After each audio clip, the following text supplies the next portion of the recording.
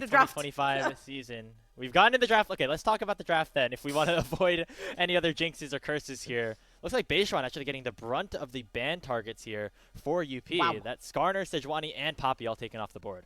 So I heard you like setting up for your team. How do you like all 3 setup champions gone? 1, 2, 3. Vi out the picture as well. Nafiri out the picture. So you've got 2 very aggro junglers over targeted for Junhao. And then you've got the facilitating junglers for Beichuan as well. However, Rumble, a champion that has actually won back-to-back games here in the last 2 games, being free and open for Wanjiang to take it over on the top side of the map. Usually the answer to that would be things like the Jace and potentially the Galio. So we will see what Hoya chooses to play against that. You think Wanjiang was like thinking about his last matchup against Xiaoxin and was like, that Rumble was pretty OP. I'm just going to lock it in first. And, right? I mean, it's been pretty strong my turn. So far today. Yeah. Now he finally gets to go at this as the response to be the Varus so far for 1xN. A very safe pick. Something that he's been playing a lot over the course of 2025. I imagine you lock in jungle here in this first phase here, Trouble, because there's already so many taken off the board. I feel like Beichuan really thrives on having specific picks in his inventory. Also, you need to see, like, over on the blue side, the band Sejuani, Poppy, and Skarner. This Varus could be freed to play towards more of a Halo Blades or play towards Comet, play Poke Varus, which is very potent, very pushy in lane, and also does a lot of damage if your team ends up being a pretty squishy composition for the side of Ultra Prime. The Galio coming through, obviously a flex, but again, super, super good into that Rumble matchup early on in the top lane. And there's that Rise that was working pretty well for Shanks last game. Going to get locked in response to potentially that Galio. Allows for, I think, like SeTab or Hoya to play it. I think overall in this team composition, or the way that this roster plays, Hoya is more likely to play this Galio pick, just given recent history, but still a lot left available for him. It's going to be a Wukong locked in for Junhao. And we'll see what the response is here for TT. I imagine you go jungle here. You don't want more bans. I'd like to see something like a Xin Zhao, a Pantheon coming through from Beichuan. I'd like to see something that has CC, can lock people down so that when the Galio lands, you do actually have a pretty good setup for him, and people don't just suddenly start running away from it. So what's it going to be? I think Xin Zhao makes a lot of sense if you have a Varus as well. He's very deceptively tanky, especially with his ultimate up. However, they're going to just ditch completely jungle, which is getting a little scary when it comes to the champion pool. I'm not going to lie. 3, 4, 5, 6 junglers already at the pool. Could it be Talia jungle, though, for Beichuan? It's a good matchup into the Wukong. You can throw out the Unraveled Earth, prevent from any of those dashes. Anti-synergy against the Wukong passive. You would be stacking a lot of magic damage, though. It could mean, yeah, I feel like Beichuan on something physical damage-oriented might be a little bit better, but we'll see. I mean, there's not a ton of jungle options open. That absolutely could be a possibility. As did they just miss a ban? I mean, they got all the bans they wanted, right? Gwen, Vi, Nafiri. Okay. I think we're gonna be remaking the We draft. know what that means. Information on that. As we're back into the draft, looks like the Rakan was the intended ban. And actually, hold on, that's an Alistar pickup for SeTab as well on the 3. So looks like something got so no Talia. Just a little bit. No Talia. I mean, Talia, Alistar, very easy to, like, one starts with T, the other one starts with an A. Very close to the alphabet. I think I know what it was. It was probably an Al that got typed in for Talia, and then it went. But like, also they don't have the same. They don't have the same letters as us. Alphabet. Yeah. Yeah. So that doesn't make sense. Okay, I tried to give them the benefit of the doubt. It was a misclick right there. We're remaking this, and here's where the champion pool is going to get mega pinched on the AD side. Xin Zhao ban, Pantheon and Nocturne still available if you want to play for that semi-global side lane pressure for Beichuan. Yeah, now that there's no potential of that flex for the Talia into the jungle, like, you can very easily target Beichuan's champion pool even more, as Xiaoxia will actually be the target on the other side for Ultra Prime, with that Alistar being locked in, taking away a couple of picks that can do well into it. The Renata specifically calling out to me right now as being a very powerful pick into this composition. Yeah, because if you take the Wukong out, it sort of reminds a little bit of the composition we saw earlier from AL with the Rise and the Rumble on the 2 solo lanes. So taking away the Kalista Renata possibility from Ultra Prime is a pretty good takeaway right here from TT. And now SeTab, we might see that right here, that Galio is not going to be going actually into that mid lane potentially. And we'll see whether it's going into the Rise or the Rumble. Pretty okay into both lanes, has a pretty good wave clear as well. Now this, I'm confused by. This this is Merc City already from the set of Ultra Prime. I'm so confused. Okay, a Lilia locked in. Hey, naturally into the Wukong, it's okay. It's pretty good, right? You have the magic damage. You're able to run around pretty hard. But I feel like now the composition runs into the same faults as if a Talia was locked in the first place on that third rotation, right? So if you are ThunderTalk, you're going to need something very heavy AD, either in the top or the mid lane, to try to balance this out. But regardless, going to be a very powerful bot lane 2v2 opened up for Ultra Prime as they have the Ezreal Karma to round out their team comp. And I wonder if Feather goes Nico right here together with the Virus to try and take back some of that priority, because Ezreal Karma is one of the highest priority bot lanes that you can play in League of Legends. Is this Galio support? What is going on? No. So it would be Galio top lane, I think, still. It will be Galio top lane, okay. And, with the Yone okay. locked in. Unless we get really wild and start playing Yone top. I mean, I feel like that'd be pretty miserable into a Rumble, though. I'm not a big fan right here. They have locked in triple melee champion on the top side of the map for TT into things like Rumble, Rise, and Wukong that really like to be up and personal in your face. And also, you're playing heavy dive composition with Yone and Lilia, who kind of wants to Q flash into Karma Ezreal. That are both very, very slippery. I love what Ultra Prime have right there. Priority bot lane into pushing mid, into Rumble having priority on demand over on the top side of the map, and Junhao that can very easily get, hopefully, to that level 6 to impact that early game for them. Yeah, I really like what Ultra Prime have themselves set up with, especially if they get past the early portions of this game. Yep. I think with, you know, the Varus lane set up, that and, you know, some of the early engages that ThunderTalk can throw their way, the early game could be good for them. However, once we scale into the later stages, we saw how much damage the Rumble has been able to output. Obviously, Ezreal becomes a monster late game if Wako is able to get there. And then the Rise as well for Saber. A lot of potential opportunities to make plays across the map. It's the final scheduled game of group play here. ThunderTalk need a win, and Ultra Prime need a win to force themselves in the top half of Group B, guaranteeing them a spot in that Ascension group. The loser, depending on who it is, could be playing another game against RNG later. Ultra Prime would be the team, if they lose, could potentially be towards 4th if things don't go their way. So Ultra Prime right here, this is do or die. They definitely want to secure that second spot, and I feel like they've got a team ready for success. As we move into the last game of this group, Ultra Prime TT lives on the line. Winner goes to Group Ascend. Loser, depending on who it is, might be a tiebreaker scenario. And if ThunderTalk win, I feel like that'd be like the expected result at the end of the day. Like, oh yeah, of course, anyone's legend at ThunderTalk. They made quarterfinals last time. Like, they're gonna make it out again. But the way, the journey that we took to get here was definitely wild, right? I feel like this has been the closest group so far in that early phase of Split 2. And it's been very fun to cover, especially towards the back half of things. As again, we're going to have some ties some way. Either, you know, a tie down at 2 and 4 for the bottom half, and then, you know, the team in second place only ending with a 3-3 record. Very clear favorite from AL as well here. As 3-3 is good enough to make second place. This time around. When you make Group Ascent, I don't think a 3-3 will justify you going any further. So any team, whether it's TT or Ultra Prime, going into that Group Ascent, they need to actually show their teeth in this particular game. Triple TP sported from the side of TT. And of course, I think this is pretty normal coming through whenever you're playing against a Karma Ezreal lane. You know you're going to be possibly shoved underneath your tower. So having that TP for 1xN will allow for a little bit more frequent resets. Oh my god. Yeah. Karma Ezreal. There you go. That's it. That's the one. Especially into a level 1 Alistar who already used his headbutt and has just no impact on the map. Yeah. Level 2 going to be very easily picked up first by Ultra Prime here. We'll see what they do off of that. It's actually going to be Beichuan, though, pathing away from this Varus lane, which makes things very scary if you're 1xN and Feather. I mean, the thing is right here, if you are Beichuan, you need to path away to guarantee yourself a top lane Scuttle Crab. You do have Hoya pushing into Wanjiang, so you know that your priority is going to lie on the top side of the map and that you're not going to get contested. So I think it's actually pretty clever right here from Beichuan. He knows he doesn't want to play towards the bottom of the map because this is most likely where he would get invaded by the Wukong. As long as his Varus doesn't die, I feel like I agree with you here. But, you know, they're getting poked out a little bit right now. Feather's still level 1 as they're going to get this third wave shoved underneath their tower.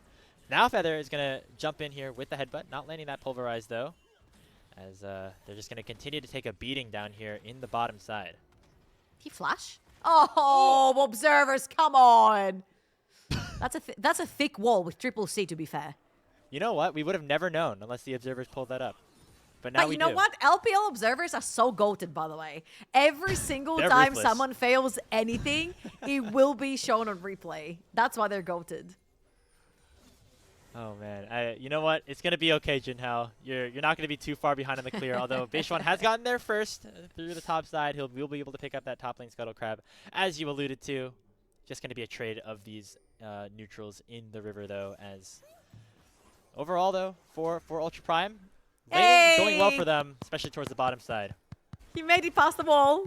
That one was an easier one. Oh, as the flash been forced from 1xn. Now that is pretty huge, because the next Look time at you CS. get poked down, it's going to be teleport being forced.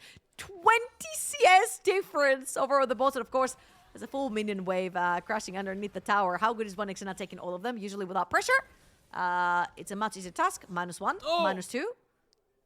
Got the third one right there, but that is almost Surely gets the 20 rest, CS right? diff. Yeah.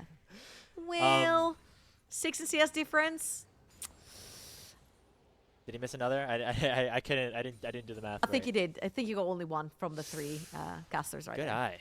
Good eye right there. Yeah, they forced Feather out of lane as well, which allowed for them to get even more pressure and for 1xn to flash away. So doing really nicely is Wako and Xiaosha so far. A new bot lane in the LPL this split for the 2v2 for now.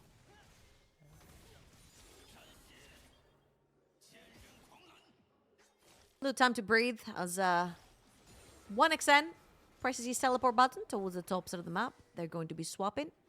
Void Grab spawning in about 1 minute and 10 seconds, whilst Dragon is up and available in 10. Usually we see a trade between the junglers, and so far so good. I feel like Beichuan sort of avoiding all the priority lanes from the sort of Ultra Prime and not getting invaded yet. I feel like he's been having very clever pathing right here to try and avoid the Wukong. He's going to take his Raptors right now. As you can see from the sort of Ultra Prime, they are pinging that they want to play for those Void Grabs over on the top side of the map. However, Might be a little tough. you see Just Wukong because, starting Dragon? yeah, I mean, it should be pretty free, right? Like, ThunderTalk opted into the lane swap with 1xn and Feather. Wanted to get out of that Ezreal Karma 2v2, and so instead just going to force Hoya down there to soak up a lot of pressure. It should mean, though, that Dragon should go very easily towards Ultra Prime. And we'll see if anything can be done about the top side. There should be staggered enough timers for maybe a play to be made here for UP if they want to go for the grubs, although right now the pressure is certainly in the hands of TT.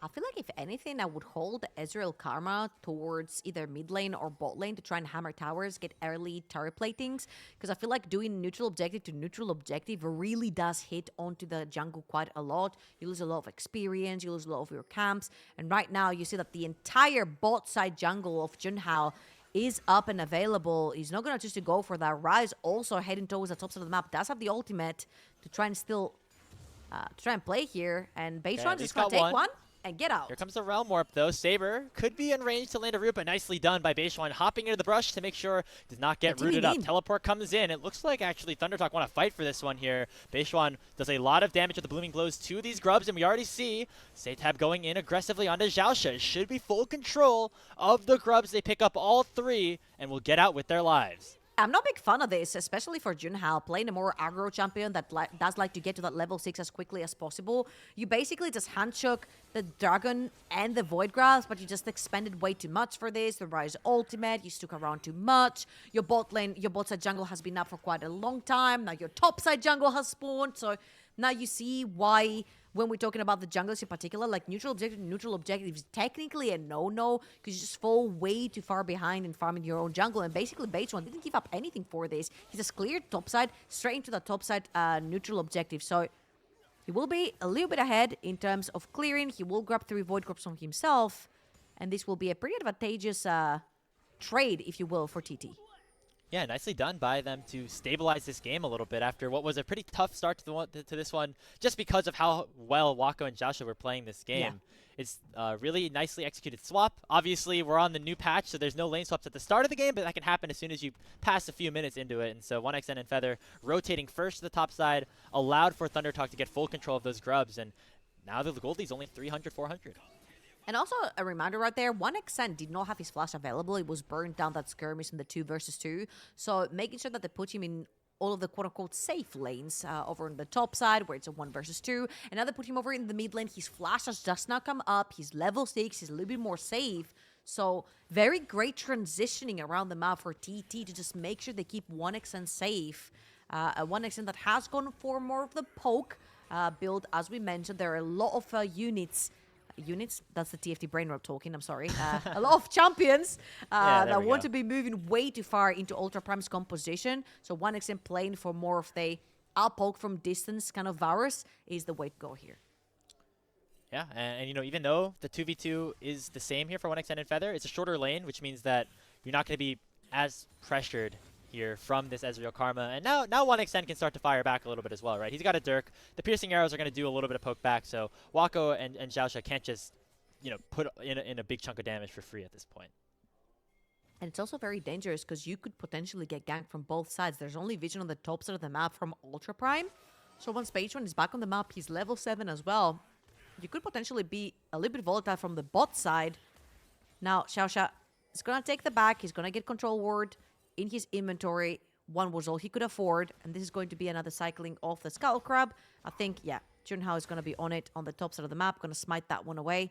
Get a little bit more vision. And I feel like every time you watch a game of League of Legends that is very slow, very calculated, both teams are sort of waiting to get to the power spikes, you can sort of feel the stakes behind these games. And this is one for both TT and Ultra Prime. I know, again, winner locks themselves second place in Group B, which would be a very good performance for either of them. I felt like this is, you know, depending on how strong you thought TT were coming into the split 2, like a group of life for whoever was able to come up on the day in this group stage.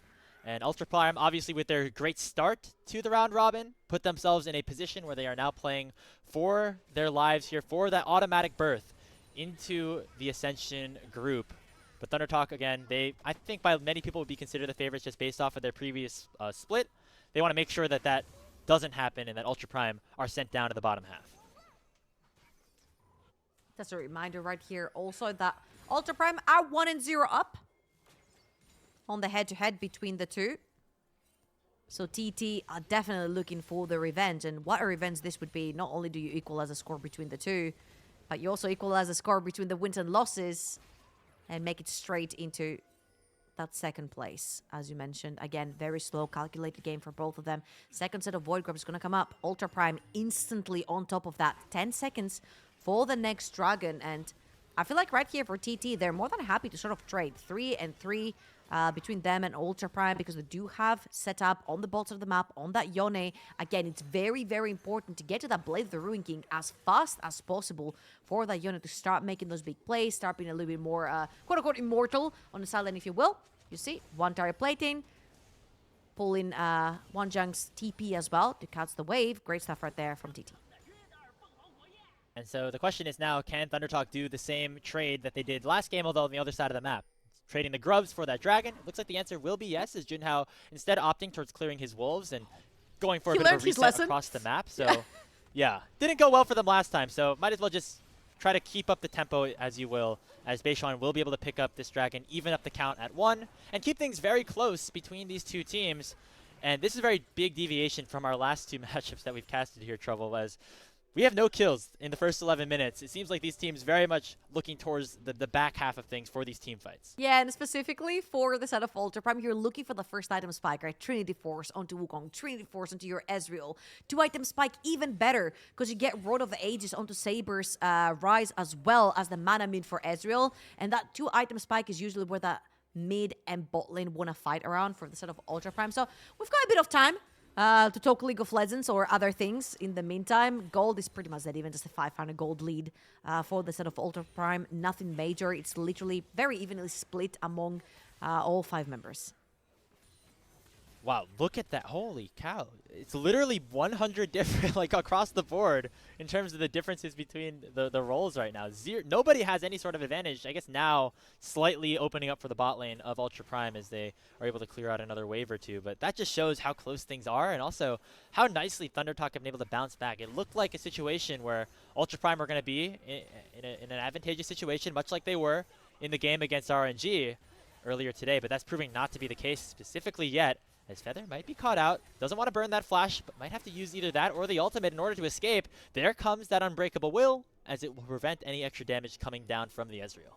And it should be fine for now for Feather. 3 minutes plus for any neutral objective to spawn on the map. His ultimate will be back up and available. And I think primarily the reason why we're not seeing a lot of pressure anymore is because they did transition 1xN onto that mid lane, a very much shorter lane. He can play a little bit more aggressive. As you mentioned, he does have those early pen items as well. Gets to push that wave a little bit more quickly.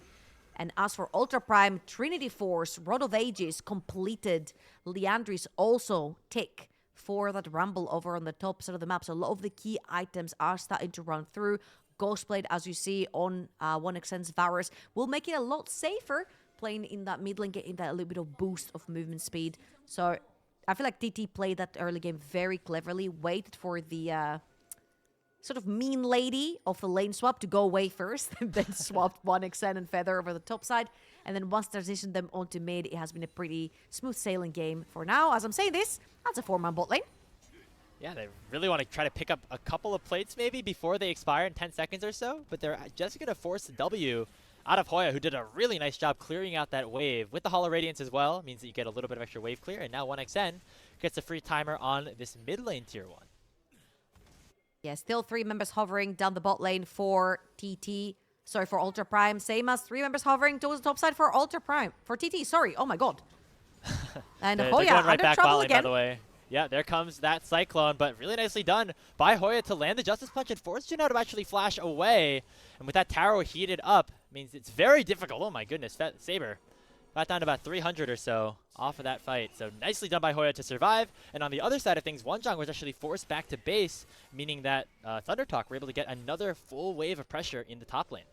Yeah, basically just a trade of things right here. Oh, Saber, Wait, Saber! Saber! Saber just stayed way too long. Hoya gonna pick up the solo kill for first blood. Wow. Super low for Saber right there. We saw in the previous skirmish. We have our first kill! Yay! We did it. Almost 15 minutes into the first into the first kill. SeTab almost taking that top lane tower as well. Great punish right there from Hoya. However, this is a selfish first blood. A flash taunt is a very, very strong tool for Galio, which Hoya will not be possessing for the next fight, whether it is around that dragon or around that Rift Herald in 35 seconds.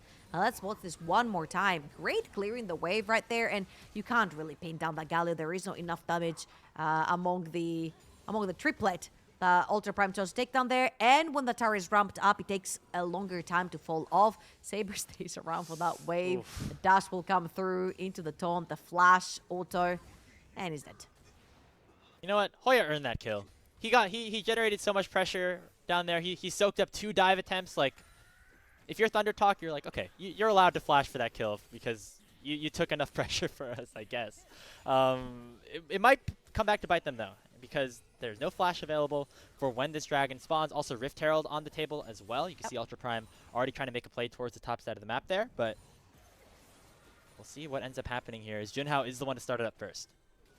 I feel like right here, Hoya is going to have to play more of a defensive Galio, if you will. Just wait for the entrance from Feather or SeTab or Beichuan, whoever chooses to pull the trigger first from TT. The TP is going to come through for Hoya. Yeah, all 5 here for ThunderTalk. Really nicely done with the equalizer of Wonjong. Going to be forcing to pop that Galio ultimate defensively. SeTab is still in the pit, but with the lane pressure that was generated, it will force ThunderTalk back to mid and allow for Ultra Prime to pick up the Rift Herald. Oh yeah, TT got a little bit dizzy in that particular objective. They didn't necessarily know how to engage a fight. Beichuan was considering the flash Q into the big ultimate, and Hoya's ultimate was used very, very defensively right there. That equalizer from Wonjong was absolutely beautiful to close the exit, and I felt like It was a little bit of a panic-inducing as well for TT. They sort of tried to get out of dodge as fast as possible. It's going to be the Rift Herald. It's also going to be a tier 1 top lane tower for Ultra Prime. And it's looking like a pretty even game still on both fronts. Oh man, that means we're gonna get some big close team fights as we get towards the end of this one, Trouble. We see Saber stacking up the Roa, 3 different tiers, also nearing completion as well. These champions are going to be very, very strong once we get to this next rotation of the Dragon, plus the Baron and the Otacon being available. Tons of neutral objectives to fight for. But in the meantime, it is ThunderTalk now holding a very slight lead as they also pick up the second Drake. Also an apology on our part. He prefers to be called Jung. Maybe the one right there is to be first of his name, Jung, the first one in line. My fault on that, yeah. I mean, he deserves to be called what he wants to be called because, I mean, absolutely. First of all, he should. And also, he's playing really well right now. That Galio, that Rumble ultimate doing so much to allow for Ultra Prime to get an opportunity to pick up that Herald, and we'll see what they do with it here. Junhao still has it in his back pocket. They still have specifically a tier 1 in the mid and the bot lane to try to take control over. I'm not gonna lie, I feel like the whole Gwen B1 has been a little bit of a bait to the point where Red Side will ban the Gwen, Rumble will stay open, and I feel like we've seen 3 Rumbles thriving back to back to back, which is a reminder to a lot of these teams on why the Rumble had been permabanned so far. I feel like we've seen 3 players really thrive with the champion, no matter the matchup, actually, that we've seen them into. Once you get to scale into your second, third item, it like really does come online, and a lot of the dive that TT have and Hourglass later on could solve a lot of these issues for the Rumble. Again, the itemization right here is going to be key. Hourglasses on both Rise and the Rumble. A Guardian Angel onto the Wukong. Slippery Ezreal. Lots of shields from Karma as well. TT are going to have a very hard task of assassinating the backline of Ultra Prime later on. However, that is if we get later on in this game. And I feel like we talked about it a little bit in the draft, but just re-emphasizing it, the mid game is where ThunderTalk shine with their composition. When they have the Poke Varus, they have, you know, this Yone Lilia combo before all these Merc Treads and all the tenacity and all the scaling can come in for the Ultra Prime members. And so even though it's only been 1 kill so far, I would love to see ThunderTalk go for some more aggressive plays over these next 5 minutes or so. As soon as you can pick up that maybe that fully stacked tier or a second item for 1xN, that's I think when they should start going a little bit more aggressive. Yeah, here's where you have 2 items onto Saber on the Rise, and you pretty much keep going. Again, the game is pretty much dead even. I know this is not your typical LPL kind of game, but I bet you that when we hit 30 minutes, which is in 10 minutes, guys, there's going to be 1 fight that will most likely decide the entire game. As Beichuan, maybe walking a little bit too far out. They'll be fine. Very aggressive to try to take away that red buff. And now it's going to be a nice engage from Feather, forcing the dash away from Junhao. Lilting Lullaby does come out, but it's only going to sleep the Wukong, who is far enough away to prevent any further re-engage. Still nobody going down just yet as Wako goes very aggressively forward. Not much to fight over just yet. We have that dragon in 2 minutes, but nobody super eager to go for a full all-out. Hey, back in my day, you know, 2024, Ultra Prime, we're going all out. Fist fighting every single game to victory. This is a changed team. They've changed. Moslo, gonna put that Rift Herald over in the mid lane. Everyone is on a reset from the side of TT, but they will be piling up onto that mid lane. There'll be 4 man strong to defend from that Rift Herald. Even the TP gets pulled in from SeTab. That will be a full force Avengers defender here. Oh, Feather pushing the Shelly maybe a little too close to the tower. Gets the charge off, but won't be able to take it down. Feather, who are you playing for? Here's a little boost. Get closer to the turret so you aggro it. Oh, man. Hey, you wanted that bob? Let me make that straight for you. Luckily enough for Feather, not going to result in that tower going down just yet. It's actually with the resets coming through from Ultra Prime. 1xN has a timer here with this wave to at least get that under turret, chip away at that one as well. But we're still playing the long game here seemingly for both of these teams. And I feel like, again, benefiting Ultra Prime a little bit just because of the scaling that this team composition has. Absolutely the case. Second item now completed for both the Galio. It's going to be a Frozen Heart. Huh. A little bit of a weird choice. You usually see Frozen Heart when there's a lot of auto-attackers, but right now I'm just seeing Wukong, who's not necessarily too much of an auto-attacker. He kind of like enters his team. He's the wombo combo. Ezreal is playing way too far from you to be affected by that Frozen Heart right there. Nevertheless, it's going to be a bounce of armor for Hoya on the top side for that Galio. And very importantly, Shield Bow completed for SeTab as well. Going straight into that Infinity Edge, I would assume, as his third item as Ultra Prime. A pretty squishy team on that front as well. And a bunch of the secondary items are going to start coming through from the set of Ultra Prime. I feel like we've been talking about items here, there, and everywhere for so long. It's time for Dragon. TT have the entrance first in the Riven, and Ultra Prime are going to have to find their own way in unless they just want to give that soul point away to TT and try to potentially pressure for that mid lane tier 1.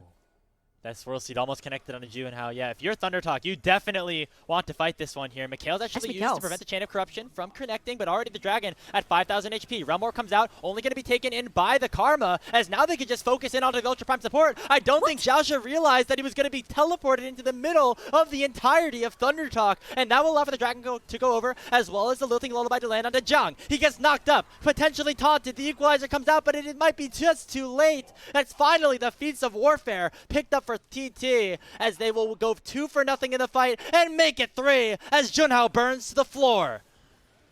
Great fight right here from TT. Again, they had control of that Dragon area, didn't allow Ultra Prime to get in. The second they dipped their feet in, I don't know, like Xiaosha went for a trip into the Rise ult that was sent straight into TT's backline for some reason. This is going to be a couple of kills plus the ferocious Atakan, and oh no. How did hitbox? How did that hitbox? Like he didn't think he was going in that Rise ulti. There was some sort of iteration where it depended where you faced as you were entering or leaving that Rise ult that would result in you actually being inside the ult. But this is very reminiscent of the RNG versus AL sort of composition and how those two played out. It feels like the very heavy dive composition that TT are playing right now. It's working in the early game. You've got a bunch of those item power spikes right now for the Lilia, for the Yone as well. However, all those more quote-unquote defensive tools are going to slowly but surely come for Ultra Prime. The question right here is that Ultra Prime are no AL. And it feels like right now they're sort of putting out fires all across their map, whilst AL were managed to chip away towers, while TT was getting advantages onto the map like this from kills. But Ultra Prime right here are trying slowly but surely to get to those more defensive items. However, their first two items will be more on the aggressive type of build. As you can see, Seeker's Arm Guard now actually completed for Saber, the first defensive item to come through from the Ultra Prime lineup.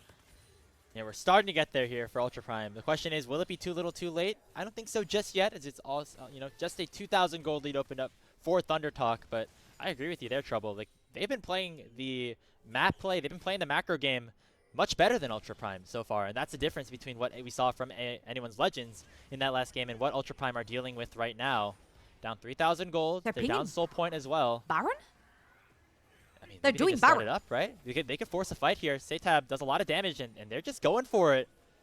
And look at Junhao, he's so far away. There is TP on Zhang onto that Rumble, but they don't necessarily have any teleport vision for him. Now they're looking. SeTab is super low. Yeah, actually has the shield bow proc just from the damage of the Baron, and now... Hold on, thank you for the leash.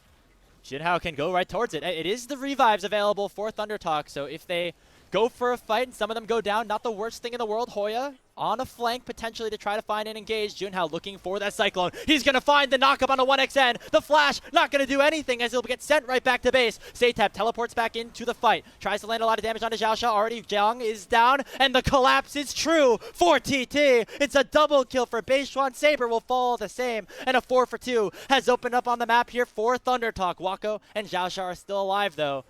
All the revives are here for ThunderTalk, and that means that 1xN is right back to the party. He teleports to the mid lane to try to close out this flank. He's face tanking Wako, though. That could be dangerous. One more Mystic Shot should do it, but it will not connect. It's going to be a clean ace picked up for ThunderTalk as they lead 9-0 in this game, and they'll get the Baron in tow. That was an incredible sequence from TT to use the Fog of War force that Baron, previously having taken the account, which allows them to have the revives and using that to their advantage, not only to pull in Ultra Prime, but also pick them apart. An excellent display on how to continuously grow your lead when you are the team that could potentially fall behind over in that late game. And Hoya, what a fantastic flank right here, separates 1xN from the fight as well. Sorry, not 1xN, Wako from the fight. And then you've got Yone TPing in, splitting up the fight again. And this is extremely problematic for Ultra Prime right now because they're going to fall way, way behind. Those defensive items, by the time they're built, they're going to be penetrated through by more items coming through from TT. And 1xN with the third TP right there on the team.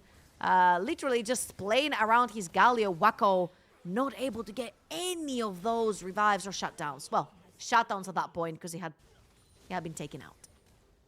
That was a very aggressive TP flank on a Varus. I don't think I've ever seen that before, but it ended up working out. If you're 1xN, you get the Baron as well for 2 more minutes.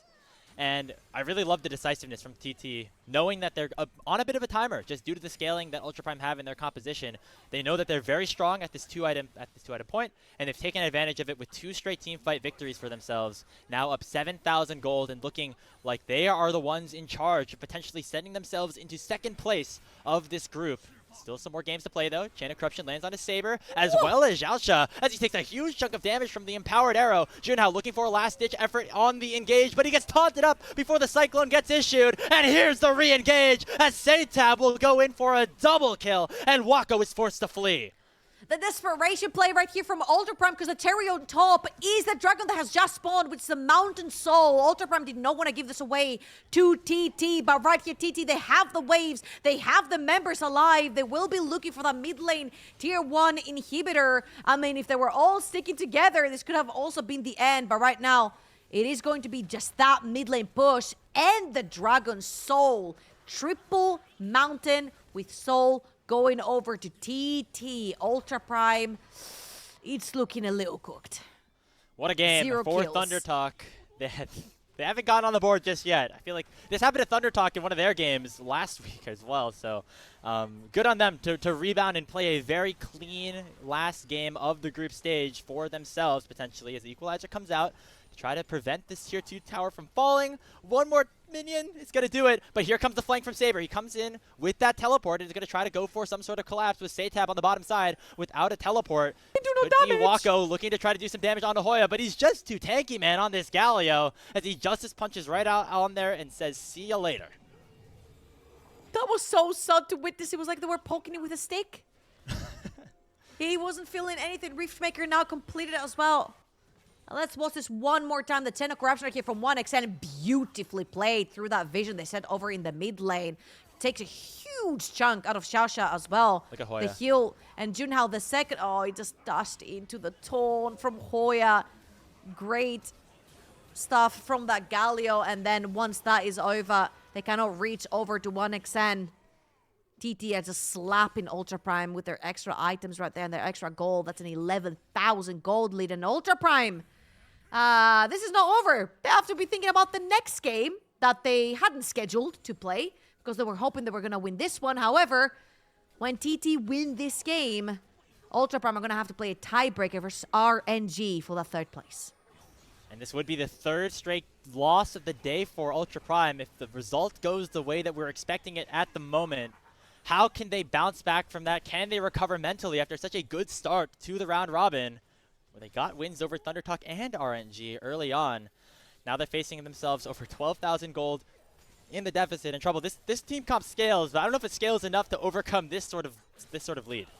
But this is always the question, right? When you've got a scaling composition, it's always how much are you allowed, are you willing to give up to then suddenly start coming back into the game? Because again, this was the exact same sort of composition we saw on the RNG versus AL. TT being RNG and Ultra Prime being AL. You can suddenly start building so defensively and you're so slippery that all this heavy engage from TT will not matter. However, AL were chipping away towers while kills were going down in that RNG game. Saber died under this tower.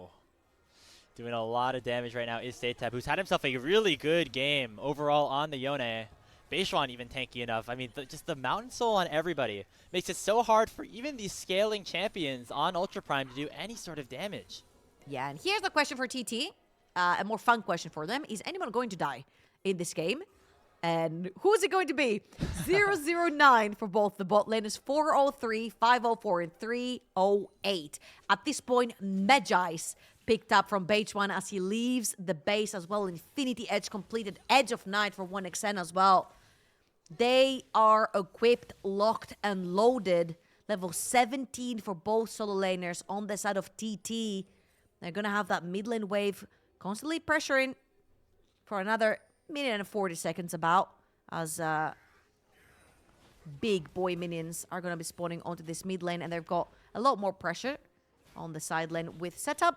However, I think they're going to need the next Baron if they want to actually push that base of Ultra Prime. And it's going to be up to Ultra Prime side to see if they can potentially upset or find a pick through all those shields that TT possess. And you know, it's one little fight that goes the way of Ultra Prime, and all of a sudden we start thinking like, okay, hold on.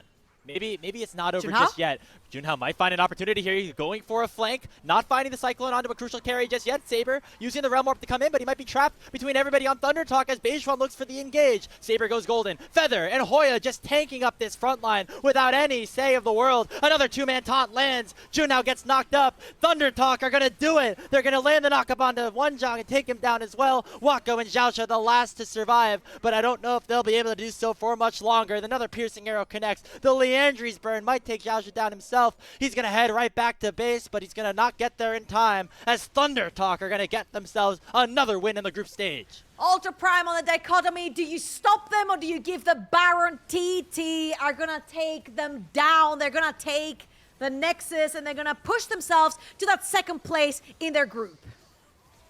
Might have been a loss for ThunderTalk once, but it will not happen twice, as that's just TT, baby. Nexus down, ThunderTalk advance, and will finish second in Group B.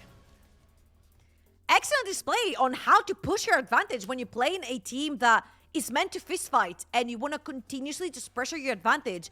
I think the sequence where they just won a team fight, took it straight to Atakan, they transitioned the Atakan into a Baron fight, they went to 50-50, then they turned it around for the fight, and then they took the Baron as well. That was a perfect display on how when you have that very heavy engaged fist fighting composition, this is how you snowball it to a victory. And again, just the way that these compositions were set up, it was a very slow early game, but we did favor Ultra Prime's composition later on, once you got these defensive abilities, once the Rumble started to scale up. But ThunderTalk knew that they were on that bit of a timer trouble, and as soon as they got the spikes that they wanted, they forced the initiative around these major objectives. I think back to when SeTab and Beichuan just started up the Baron unprompted almost at that 30-minute mark and allowed for a fight to be won that way, and then they really were able to take over the game from there.